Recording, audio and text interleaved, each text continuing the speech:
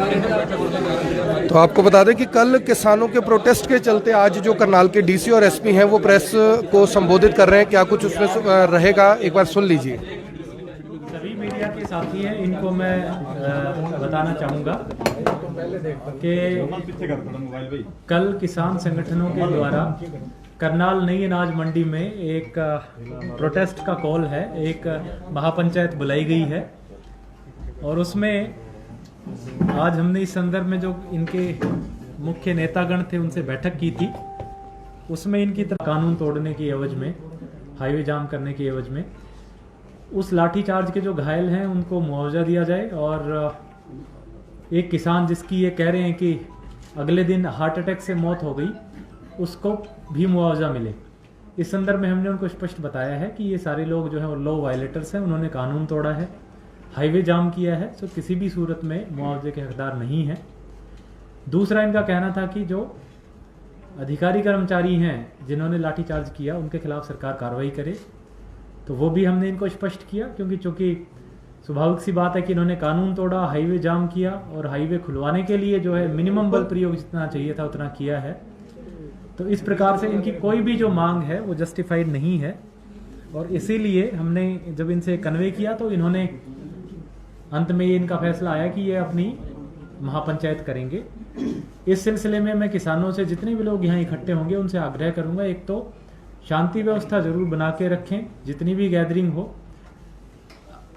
इनकी जो कॉल है, इनका जो मांग है कि ये हाईवे जाम करेंगे या सेक्रेटरीट का घेराव करेंगे, वो प्रशासन किसी भी कीमत पे बर्दाश्त नहीं करेगा क्योंकि हाईवे बड़ा क्रिटिकल है। जो लोग मूव करते हैं उनके मूवमेंट को किसी भी तरीके से रिस्ट्रिक्ट नहीं किया जा सकता। इसी प्रकार सेक्रेटरीट में भी जो है ज़रूरतमंद लोग आते हैं तो कानूनी तौर पे बिल्कुल गलत है कि अगर इसका कोई घेराव करे। प्रशासन की पूरी तैयारियां हैं, हम किसी भी कीमत पे दोनों चीज़ें नहीं होने देंगे और इसके लिए चाहे जो हमें कार्रवाई करनी पड़ेगी, जो एक्शन लेना पड़ेगा वो लेंगे।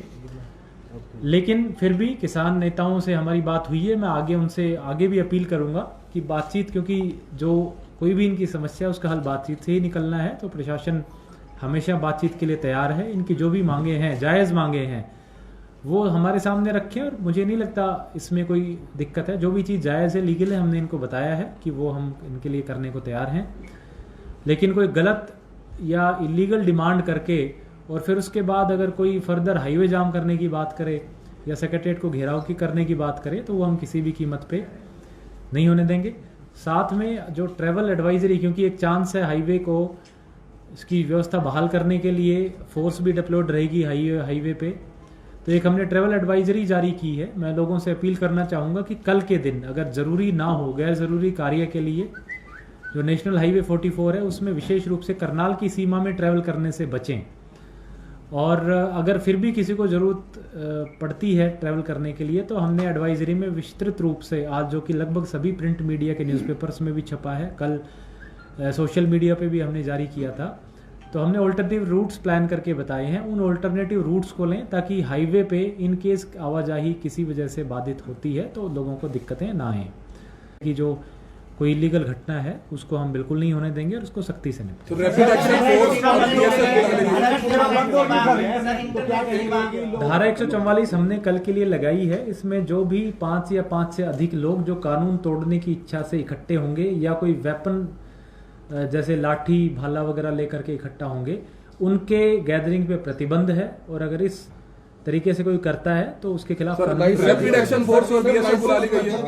बिल्कुल, चाहे लाइसेंस्ड हों या गैर लाइसेंस्ड हों, अगर 5 या 5 से ज्यादा लोग इकट्ठे होते हैं तो उनको उसको कल के लिए प्रतिबंधित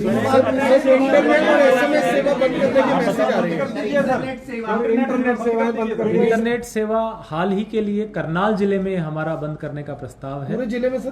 पूरे जिले में, क्योंकि कई बार हमने देखा है कि जो असामाजिक तत्व हैं वो रूमर्स फैलाते हैं। रूमर्स के जरिए जो है कई बार लोगों की भावनाएं आहत होती हैं या उनको जो है अननेसेसरी मोबिलाइज करने की कोशिश की जाती है, तो वो चीज ना हो इस सिलसिले में मैसेज आ चुके हैं 12:30 से बंद होंगी, आज रात से बंद होगी, मैसेज आने शुरू हो चुके हैं कि 12:30 से कल 24 घंटे के लिए बंद रहेंगे। जी, क्या पैरामिलिट्री फोर्स बोला है सर? बिल्कुल, जो प्रशासन की पूरी तैयारी है जिसमें हमारी पुलिस है, बाहर जिलों की भी पुलिस है, पैरामिलिट्री फोर्स भी है, राइट कंट्रोल फोर्स वगैरह जो भी हमारी तैयारी के लिए जितनी हमें पुलिस बल की आवश्यकता है वो सर संपूर्ण जिला सचिवालय के आसपास बैंक है, प्राइवेट ऑफिस हैं, उनके लिए क्या निर्देश है? क्योंकि सभी लोगों के फोन आ रहे हैं कि प्राइवेट ऑफिस सभी एससीओ में बंद रखें, घर भी बंद ऐसे रखें। मॉडल टाउन देखिए के किसी आसपास को भी परेशान होने की आवश्यकता नहीं है। जैसे मैंने कहा नेशनल हाईवे भी चालू रखा जाएगा और सेक्रेटरीट की का जो कार्य है वो भी चालू रखा जाएगा। किसी को भी हम कानून अपने हाथ में लेने की इजाजत नहीं देंगे। अगर कोई कोशिश करता है तो उसको सख्ती से नहीं। आप कुछ एक बार एसपी साहब एक बार briefing- एक सेकंड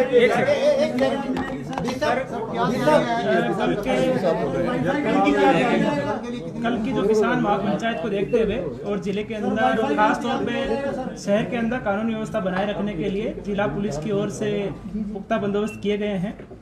करनाल शहर इसमें करनाल जिले की पुलिस भी लगाई गई है और बाहर के जिलों से भी पुलिस मुख्यालय की ओर से पुलिस फोर्स भेजी गई है। टोटल 40 कंपनियां हमने इसमें टोटल डिप्लॉय की है, जिसमें 10 कंपनियां हमने सीएपीएफ जिसमें आरपीएफ, सीआरपीएफ, बीएसएफ की कंपनियां शामिल है वो हमने डिप्लॉय की है। साथ ही 5 एसपी रैंक ऑफिसर और 25 के आसपास डीएसपी रैंक ऑफिसर्स भी जिले के अलावा यहाँ पर लगाए गए हैं। इसके अलावा भी पर्याप्त मात्रा में वाटर कैनन, वज्रा और ड्रोन, वीडियोग्राफर इत्यादि का इंतजाम किया गया है ताकि किसी भी प्रकार से यदि कोई भी कानूनी व्यवस्था की स्थिति को भंग करता है तो उसे सख्ती से निपटा जा सके। सर डिटेक्ट भी किया जाएगा कुछ लोगों को। देखिए लॉ एंड ऑर्डर में लगातार सिचुएशन चेंज होती रहती है तो जिला पुलिस को या जो भी फोर्स वहां पर डिप्लॉय रहेगी उसको मौके के हिसाब से या परिस्थितियों के हिसाब से जो भी कानूनी कार्रवाई उचित लगेगी वो कार्रवाई साथ ही मैं आपको साथ ही अभी रिसेंटली हमें एक सिविल कोर्ट से भी एक ऑर्डर प्राप्त हुआ है जिसमें डीसी, एसपी और 6 प्राइवेट रेस्पोंडेंट पार्टीज थे। किसी ने सिविल सूट माननीय न्यायालय में दायर किया था। माननीय न्यायालय ने आज इसमें यह आदेश पारित किया है कि जो डिफेंडेंट नंबर 3 से लेकर के 8 जिसमें भारतीय किसान यूनियन के चडूनी ग्रुप के गुरनाम सिंह चडूनी, डिस्ट्रिक्ट प्रेसिडेंट अजय राणा, साथ ही मान group, master Kehar Singh group, अन्नदाता किसान यूनियन और गन्ना संघर्ष समिति के जो प्रेसिडेंट हैं उनको उसमें पार्टी बना रखा था। तो उसमें माननीय न्यायालय ने यह आदेश दिया है कि जो रेस्पोंडेंट नंबर 3 से जो 8 हैं वो किसी भी प्रकार से नेशनल हाईवे, स्टेट हाईवे में बाधा नहीं पहुंचाएंगे। साथ ही ना ही किसी प्रकार से गवर्नमेंट या जो पब्लिक बिल्डिंग्स है उनकी फंक्शनिंग में किसी प्रकार से बाधा पहुंचाएंगे। उन्होंने माननीय न्यायालय ने उनको रेस्ट्रेन किया है और साथ ही जो डिफेंडेंट नंबर 1 और 2 है डीसी एंड एसपी उनको ये आदेश किया है कि यदि वो पीसफुल प्रोटेस्ट करना चाहें तो उसके लिए कोई एक जगह ईयरमार्क कर दे जहां पर वो अपना पीसफुल प्रोटेस्ट कर। सर कल को जिस तरह से पिछले दिनों बीजेपी की मीटिंग थी उस तरह के सभी रास्ते सील किए गए थे, कैथल रोड, काचवा रोड, क्या उस तरह के रास्ते भी सील रहेंगे? देखिए इसमें कानून व्यवस्था बनाए रखने के लिए और लोगों को किसी तरह की असुविधा ना हो इसके लिए जो भी प्रयास प्रशासन को करने पड़ेंगे वो हम करेंगे। साथ ही जैसे अभी एसपी साहब ने बताया कि न्यायालय से भी एक आदेश आया है जिसमें ये कहा गया है कि अगर प्रोटेस्टर्स को धरना साइट की कोई आवश्यकता है तो वो अपनी रिक्वेस्ट कर सकते हैं और प्रशासन उनको पीसफुल धरने के लिए जगह दे सकता है। तो इस तरह की अभी तक बात सामने नहीं आई है। अगर उनकी तरफ से कोई बात आती है तो न्यायालय के आदेश अनुसार उस पर विचार किया जाएगा। मैं मीडिया साथियों से भी आग्रह करूंगा क्योंकि लॉ एंड ऑर्डर की सिचुएशन है, व्यवस्था है और काफ़ी डेलिकेट सिचुएशंस होती हैं। ऐसे में जिम्मेदारी पूर्वक रिपोर्टिंग मीडिया के तरफ से हो, चाहे वो प्रिंट मीडिया हो, इलेक्ट्रॉनिक मीडिया हो, सोशल मीडिया हो, क्योंकि ये जो मामले इतने डेलिकेट होते हैं कि एक भी फॉल्स न्यूज़ या रूमर्स जो है वो सारी सिचुएशन को ख़राब कर सकते हैं। इसलिए मीडिया के आज करनाल के सभी रेस्पॉन्सिबल साथी यहाँ पे आए हुए हैं। मेरा आप सबसे आग्रह रहेगा कि कोई भी रूमर्स ना चलाएं और लाइव कवरेज के चक्कर में कई बार हम जो है इस तरह की इन्फॉर्मेशन लोगों में देते हैं जिससे लोगों की भावनाएं आहत हो सकती हैं। तो वेरीफाई करने के बाद ही, प्रशासन से वेरीफाई करने के बाद ही या जिस भी सोर्स से जिसको जो आपको ठीक लगे उससे वेरीफाई करने के बाद ही सूचनाएं चलाएं ताकि लोग आवेश में आकर के लॉ एंड ऑर्डर तोड़ने संबंधी कोई कदम ना हो। जिला सचिवालय के आसपास जो प्राइवेट ऑफिस है उसमें काफी लड़कियां भी आती हैं, लड़के भी आते हैं, तो इतना सब रश हो जाएगा तो उन्हें दिक्कत आ सकती है आने जाने में। तो देखिए मैं रिक्वेस्ट कर सकते हैं जरूरत ना हो तो ना ही खोले हो। बिल्कुल, जितने भी ग्रुप्स हैं, चाहे वो कमर्शियल ग्रुप्स हैं, इंस्टीट्यूशंस हैं जो सेक्रेटरीट के आसपास के हों, अगर आपको बहुत आवश्यक ना हो तो आप कल के लिए बंद रख सकते हैं क्योंकि उसमें आपके एम्प्लॉयज़ को कहीं ना कहीं इनकन्वीनियंस हो सकती है। लेकिन मैं स्पष्ट कर दूं कि किसी भी तरीके से प्रशासन की पूरा प्रयास है कि किसी भी तरीके से लोगों को किसी तरीके से परेशान जो लोग कैथल से काचवा रोड से आएंगे मतलब वहां पर डंपर्स रहेंगे, बंद रहेंगे रास्ते, सबकी मूवमेंट चालू रहेगी, सबकी मूवमेंट्स चालू रहेगी, सारे स्कूल्स खुले रहेंगे। इस प्रकार का कोई भी जो है आदेश या किसी डायरेक्शंस प्रशासन के द्वारा नहीं दी गई हैं।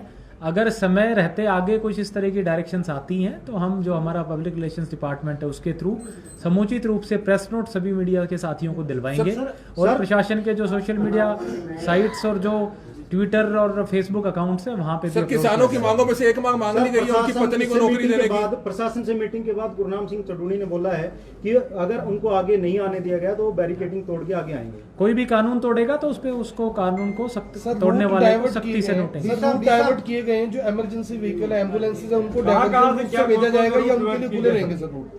जो इमरजेंसी व्हीकल्स हैं वो अगर सीधे रास्ते से आना चाहते हैं बिल्कुल आएं। जैसा हमने कहा, हम हाईवे की कार्रवाई किसी भी कीमत पे नहीं रोकने देंगे। फिर भी 1% चांसेस हैं कुछ समय के लिए अगर पुलिस फोर्स और प्रदर्शनकारियों में झड़प होती है तो हो सकता है हाईवे कुछ समय के लिए बंद रहे। इसलिए एडवाइजरी के तौर पे हमने रूट डाइवर्जेंस की ड्यूटीज लगाई। सर जिस किसान की मौत हुई है, सर जिस किसान की मौत हुई है उनकी पत्नी को नौकरी देने की बात कही है। उनकी अभी इस तरह की कोई बात नहीं है। अगर किसान संगठनों की तरफ से जो भी मांगे आती हैं, जैसे मैंने कहा, जब भी मांगे आएंगी उन पे बैठ उन्होंने कर कहा कि बातचीत डीसी किया लेवल जाएगा और अगर बातचीत से जो हल निकलेगा वो हल निकलेगा। क्या लग रही है तो जिन लोगों को आप पहले ही मान रहे हैं कि वो कोर्ट से भी आदेश हुए हैं, तो ऐसे लोगों को क्या डिटेन क्यों नहीं किया? जैसे भी आवश्यकता पड़ेगी कानून व्यवस्था को बहाल रखने के लिए व्यवस्था की सब जाएगी। आपकी बयान कंट्राडिक्टरी है। आप कह रहे हैं कि धारा 144 लगा दी गई है और उसके बावजूद आप कह रहे हैं कि अगर शांति से महापंचायत करना चाहते हैं तो करें, जब धारा 144 लगा दी जो गई भी है। लोग कानून व्यवस्था तोड़ने के लिए, अगर आप धारा 144 का आदेश ठीक से पढ़ेंगे तो उसमें लिखा है कि 5 या 5 से ज्यादा लोग अगर कानून तोड़ने की दृष्टि से इकट्ठे होते हैं तो जिस समय हमें ये लगा कि ये कानून तोड़ रहे हैं उस तब समय उनके खिलाफ कार्रवाई भी करेंगे और 144 के तहत कार्रवाई।